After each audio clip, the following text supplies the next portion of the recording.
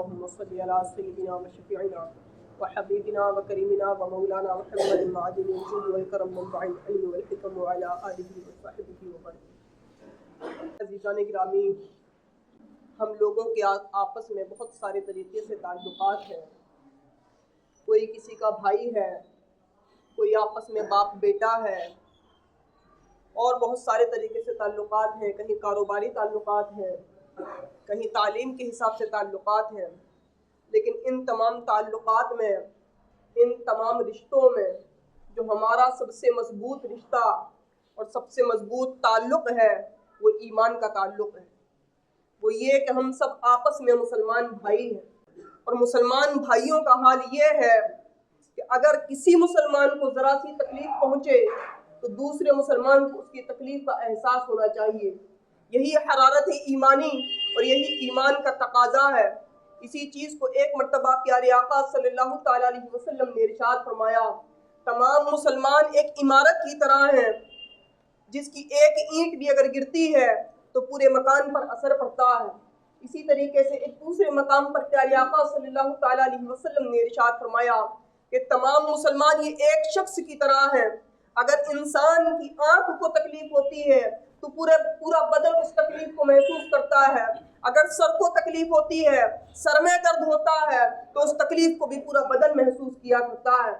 تو عزیزان گرامی، اگر ہمارے اندر حرارت ایمانی ہو، اگر ہمارے اندر ایمان کی صفت ہو، اگر ہمارے اندر مومنانہ صفات ہو، تو ہمارا بھی حال یہ ہوگا کہ کہیں پر بھی ہمارے مسلمان پر ظلم ہو رہا ہو، ہمارے مسلمان کو تکلیف پہنچ رہی ہو، ہمارے کسی بھی مسلمان بھائی کو کسی بھی طریقے کی اذیت پہنچ رہی ہو، تو اس کا ہم کو احساس ہونا چاہیے اور جس طریقے سے ہو سکے اس کی مدد کی کوشش کرنی چاہیے۔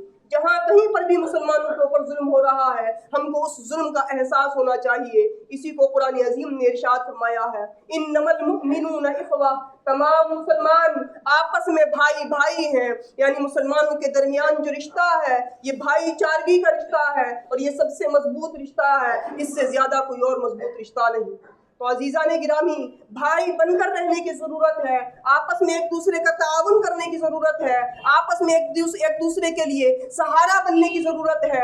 اگر ہم ایک دوسرے کے لیے سہارا بن کر رہیں گے، ایک دوسرے کا تعاون کرتے رہیں گے، مل جل کر رہیں گے، تو کبھی بھی کوئی ہمارے اوپر ظلم نہیں کر سکتا، کوئی بھی ہمارے اوپر ہماری طرف آنکھیں اٹھا کر نہیں دیکھ سکتا۔ جب تک مسلمان ایک ہو کر رہے، جب تک مسلمانوں کے درمیان اتحاد و اتفاق رہا، لیکن آج جو ہمارے اوپر ظلم و ستم ہو رہا ہے، اس کی بڑی وجہ یہ ہے کہ ہم نے اپنی حرارت ایمانی کو کھو دیا ہے۔ اگر ہمارے مسلمان کو تکلیف پہنچتی ہے تو بجائے اس کے کہ ہم کو احساس ہو، ہم کو تکلیف ہو، ہمارا حال یہ ہو چکا ہے کہ ہم کو خوشی ہوا کرتی ہے کہ ہمارے مسلمان پر تکلیف پہنچ گئی۔ اللہ اکبر۔ عزیزان گرامی، ضرورت اس چیز کی ہے کہ اپنے اسلامی اس رابطے کو مضبوط کرنے کی کوشش کریں۔ کوئی کہیں پر بھی رہتا ہو، کوئی کیسا بھی ہو، لیکن اگر وہ مسلمان ہے تو وہ یقیناً ہمارا بھائی ہے، اور اس مسلمان کی تکلیف کا ہم کو احساس ہونا چاہیے۔ تو عزیزان گرامی، اپنے اندر اس حرارت ایمانی کو پیدا کرنے کی ضرورت ہے۔ کسی کی تکلیف پر ہنسی مذاق اڑائیں بجائے اس کے کہ کسی کی تکلیف کو دیکھ کر ہم کو خوشی ہو۔ اور آج ہمارے اوپر یہ ظلم و ستم ہو رہا ہے، اس کی بڑی وجہ یہی ہے کہ ہم نے خود ظلم و ستم کرنا شروع کر دیا۔ اس کی بڑی وجہ یہی ہے کہ ہم نے خود آج اپنے آپ کو توڑ لیا۔ ہم نے اسلامی اور جو ہماری ایمان کے تقاضے تھے ان تقاضوں کو بھلا دیا ہے۔ عزیزان گرامی، حدیث پاک میں آتا ہے، یہ حضرت عبداللہ ابن عباس رضی اللہ عنہما کا قول ہے کہ جب بھی کوئی اللہ رب العالمین جب کسی قوم کے ساتھ بھلائی کا ارادہ فرماتا ہے تو ان کے اوپر اچھے لوگوں کو مقرر فرما دیتا ہے، اور جب ظالموں کے ساتھ اللہ رب العالمین برائی کا ارادہ فرماتا ہے تو ان کے اوپر ظالموں کو مسلط کر دیا کرتا ہے۔ تو آج ظلم کے پنجے سے ہم کو نجات حاصل کرنی ہے تو ہم کو خود اپنے درمیان سے ظلم کو ختم کرنا ہوگا۔ جب تک ہمارا اپنا ظلم ختم نہیں ہوگا، اوپر سے تسلط ختم نہیں ہو سکتا۔ یہ خود ہمارے گناہوں کا نتیجہ ہے، یہ خود ہمارے ظلم کا نتیجہ ہے۔ ایک دوسرے مقام پر پیارے آقا صلی اللہ تعالیٰ علیہ وسلم نے ارشاد فرمایا، اگر کوئی ظالم کسی دوسرے ظالم کی مدد کرے گا، اس کے ظلم میں اس کا ساتھ دے گا، تو اللہ رب العالمین اسی ظالم کو اس دوسرے ظالم کے اوپر مسلط کر دے گا۔ تو اگر آج ہم کسی کے اوپر ظلم کرنے کے لیے یا کسی کی ظالم کی مدد کرتے ہیں تو وہ ظالم کہیں نہ کہیں ہمارے اوپر مسلط ہو جائے گا اور وہ خود ہمارے اوپر ظلم اٹھاتا ہوا نظر آئے گا۔ تو عزیزان گرامی، بجائے اس کے کہ ہم کو آپس میں ایک دوسرے کا تعاون کرنا چاہیے تھا، بجائے اس کے کہ ہم کو ایک دوسرے کی مدد کرنی چاہیے تھی، آج ہمارا حال یہ ہے کہ ہم ظالموں کی مدد کرتے ہوئے نظر آ رہے ہیں۔ ہمارے مسلمان بھائیوں کا حال یہ ہے، اپنا اتحاد اور اتفاق توڑتے ہوئے نظر آ رہے ہیں۔ جو بھی نقصان پہنچ رہا ہے یہ نہ سمجھے کہ ہمارے ایک بندے کو پہنچ رہا ہے، جو نقصان پہنچ رہا ہے ہماری پوری قوم کو پہنچ رہا ہے، ہم کو پہنچ رہا ہے، ہمارے دین کو پہنچ رہا ہے۔ عزیزان گرامی، ان تمام چیزوں میں متحد ہو کر رہنے کی ضرورت ہے۔ یہ جو ہمارے درمیان آپس میں چند پیسے کے اوپر بکنے والے، یہ چند پیسے کھانے والے یہ خوش نہ ہو جائیں کہ ہم کو اتنے سے پیسے مل گئے، یہ حرام مال کسی کام میں آنے والا نہیں۔ پیارے آقا صلی اللہ تعالیٰ علیہ وسلم نے ارشاد فرمایا کہ جو گوشت صحت سے پلا اور بڑھا ہوگا وہ جہنم کا زیادہ حقدار ہوگا۔ صحابہ اکرام نے عرض کیا یا رسول اللہ یہ صحت کیا ہے؟ تو پیارے آقا صلی اللہ تعالیٰ علیہ وسلم نے ارشاد فرمایا فیصلہ کرنے پر رشوت لینا، یعنی رشوت لے کر جو ہمارا مال ہمارا گوشت بڑھے گا، جو ہمارے بدن میں ماس آئے گا، وہ ماس اس بات کا حقدار نہیں ہے کہ وہ جنت پہنچ جائے، وہ ماس اس بات کا حقدار ہے کہ وہ جہنم میں پہنچ جائے، وہ جہنم کا زیادہ حقدار ہے۔ جو بھی ماس رشوت کی وجہ سے بڑھے گا وہ جہنم کا حقدار ہوگا۔ تو عزیزان گرامی، یہ چند پیسے کھا کر ہم دنیا میں صحت بنا سکتے ہیں، یہ بات تو یہ ہے ان پیسوں سے دنیا بھی حاصل نہیں ہوتی، ایسے مال میں کبھی برکت نہیں ہوتی۔ انسان لاکھوں لاکھ روپیہ کما لے لیکن وہ مال اس کے کام آنے والا نہیں، مال وہی کام آتا ہے۔ یہ 500 روپیے بجائے رشوت کے لینے کے اگر یہ انسان مزدوری کر لیتا، حلال مال کماتا، تو وہ 500 روپیے اس کے لیے کہیں زیادہ بہتر ہوتے۔ تو عزیزان گرامی، اپنے لوگوں کو اور اپنے معاشرے کو ان تمام چیزوں سے پاک کرنے کی ضرورت ہے۔ جو بھی کہ یہ نقصان کوئی ایسا نہیں ہے ایک آدھ آدمی کا نقصان ہو رہا ہے، اگر ہماری ذاتی رنجش ہے بھی، اگر ہماری ذاتی دشمنی ہے بھی، تو اس دشمنی کو ایک طرف کر دیں۔ جب مسلمان کی بات آئے تو مسلمان بن کر رہیں، اتحاد کے ساتھ رہیں، اتفاق کے ساتھ رہیں، اس تھوڑے سے مال پر مرنے کی کوشش نہ کریں۔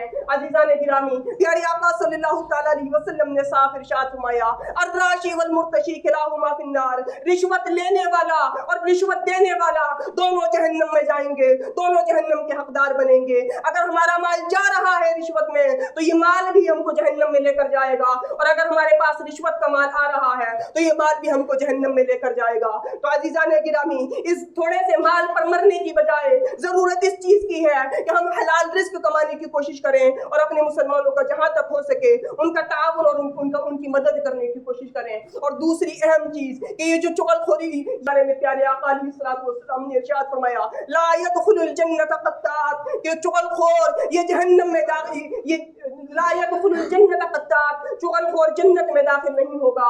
اللہ اکبر! یہاں پر ہم نے ذرا سے مال و دولت کے لیے اگر کسی کی چغل خوری کر دی، اگر ہم نے کسی کو نقصان پہنچانے کے لیے ذرا سی چغل خوری کر دی، تو دنیا میں اگر بالفرض ہم کو ذرا سا فائدہ مل بھی گیا تو مل جائے، لیکن عزیزان گرامی یہ فائدہ کچھ نہیں ہے۔ حقیقت یہ ہے کہ کل بروز حشر آقا علیہ الصلوۃ والسلام کا فرمان ہے کہ یہ چغل خور جنت میں داخل نہیں ہوگا۔ آخرت میں یہ دو ہی فیصلے کی جگہ ہے، یا تو انسان کو جنت ملے گی یا جہنم ملے گی، اور ان دونوں میں سے ایک کے بارے میں پیارے آقا علیہ الصلوۃ والسلام نے دنیا میں فیصلہ فرما دیا کہ لا يدخل الجنت قطات، جو چغل خور ہوگا یہ جنت میں داخل نہیں ہو سکتا، تو آخری انجام اس کا جہنم ہونے والا ہے۔ ایک دوسرے مقام پر پیارے آقا علیہ الصلوۃ والسلام نے چغل خور کا انجام بیان کرتے ہوئے ارشاد فرمایا کہ جو چغل خوری کرنے والا ہوگا وہ کل بروز حشر کتے کی شکل میں اٹھایا جائے گا۔ اللہ اکبر! عزیزان گرامی، یہ انجام کل بروز حشر ہونے والا ہے۔ آج ہمارا حال یہ ہے کہ لوگوں کو دکھانے کے لیے، لوگوں کو خوش کرنے کے لیے، اپنی زیب و زینت کے لیے لاکھوں لاکھ روپیہ ہم خرچ کرتے ہیں، اور صرف اس لیے کہ لوگ ہم کو اچھا سمجھ لیں۔ عزیزان گرامی، کل بروز حشر بھی یہی معاشرہ ہمارے سامنے ہوگا جس معاشرے کے سامنے ہم کو کتے کی شکل میں اٹھایا جائے گا۔ اللہ اکبر! وہاں پر کیسی حسرت ہوگی، وہاں پر کیسی ذلت ہوگی، وہاں پر کیسی رسوائی ہوگی۔ تو عزیزان گرامی، اس چیز سے بچنے کی ضرورت ہے کہ ہم آپس خوری ہمارے معاشرے کو بھی توڑ رہی ہے، ہماری دنیا کو بھی برباد کر رہی ہے، ہماری آخرت کو بھی برباد کر رہی ہے۔ تو عزیزان گرامی، اپنے معاشرے کو مضبوط کرنے کی ضرورت ہے، اور مسلمان کو مسلمان سمجھنے کی ضرورت ہے، مسلمانوں کا ساتھ دینے کی ضرورت ہے، ان کا تعاون اور ان کے ساتھ بھائی چارگی کے ساتھ پیش آنے کی ضرورت ہے۔ اگر ہم نے یہ نہیں کیا تو اگر ان ظالموں ظالموں سے نجات پانی ہے تو نجات پانے کا طریقہ یہی ہے کہ ہم اپنے درمیان مومنانہ صفت پیدا کر لیں، آپس میں ایک دوسرے کے لیے حساس ہو جائیں، آپس میں ایک دوسرے کا تعاون شروع کر دیں، آپس میں ایک دوسرے کی مدد شروع کر دیں۔ اگر ہم نے یہ نہیں کیا تو آج عزیزان گرامی ضرورت اس چیز کی ہے کہ ہم اپنے آپ کو مضبوط کرنے کی کوشش کریں۔ اپنے مسلمان کے دل میں اگر خوف و خشیت ہوتی ہے تو صرف اور صرف اللہ رب العالمین کی خوف و خشیت ہوتی ہے۔ جو آزمائشیں آنی ہے وہ آزمائشیں آنی ہے، ان پر صبر کرنے کی کوشش کریں اور ان کا مسلمان کا حال تو یہ ہوتا ہے جس وقت اس کے اوپر نعمتیں آتی ہیں اللہ رب العالمین کا شکر کرتا ہے، اور جس وقت آزمائش آتی ہیں وہ صبر کرتا ہوا نظر آتا ہے۔ تو عزیزان گرامی آزمائشیں آج ہمارے سامنے آ رہی ہیں، ان آزمائشوں کا اللہ رب العالمین ہم کو صلہ دینے والا ہے، وہی ہماری مدد کرنے والا ہے۔ بس ضرورت اس چیز کی ہے کہ پیارے آقا علیہ الصلوۃ والسلام نے ارشاد فرمایا الدعاء سلاح المومن، دعا مومن کا ہتھیار ہے۔ ہم اللہ رب العالمین کی بارگاہ میں گڑ گڑائیں، اپنے گناہوں سے توبہ کریں، اپنے تمام گناہوں سے اپنے آپ کو پاک کرنے کی کوشش کریں، اللہ کی بارگاہ میں توبہ کریں اور اپنے تمام مسلمان بھائیوں کے لیے، اپنی مسجدوں کے لیے، مدرسوں اور خانقاہوں کے لیے، اپنے ہر طرح کے مسلمانوں کے لیے دعا کرنے کی کوشش کریں۔ جب اللہ رب العالمین کسی قوم کی مدد فرماتا ہے تو پھر اس قوم کو کوئی بھی رسوا نہیں کر پاتا، اس کو کوئی بھی ذلیل نہیں کر پاتا، لیکن اللہ رب العالمین جب کسی قوم سے اپنی مدد روک لے تو پھر اس قوم کا کوئی بھی رہنما اور رہبر نہیں رہتا۔ تو عزیزان گرامی اپنے آپ کو نیک بنانے کی کوشش کریں، اللہ سے دعا ہے کہنے سننے سے زیادہ عمل کرنے کی توفیق عطا فرمائے۔ السلام علیکم ورحمۃ اللہ۔